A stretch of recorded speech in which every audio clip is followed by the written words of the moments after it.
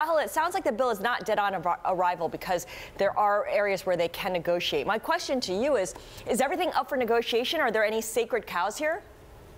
There certainly are some sacred cows. I think the basic shape of the bill, which is the same as the House bill, includes a few features that they're not going to part ways with. It's going to be a steep Medicaid cut, and it's going to cap the amount that the program spends for the first time in its history.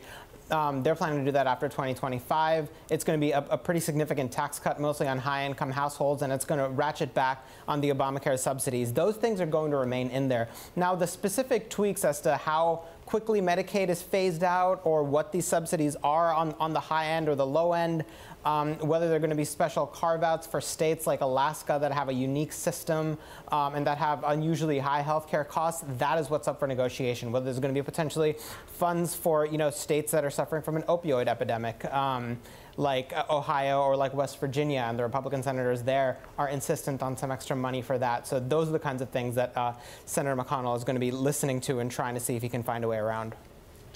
You mentioned Alaska, and of course I think of Lisa Murkowski. She would be one of the moderates that McConnell would need to win over here. Who among the moderates would he need to win over to convince so that they can bring along the rest of the moderates? Is there someone like that?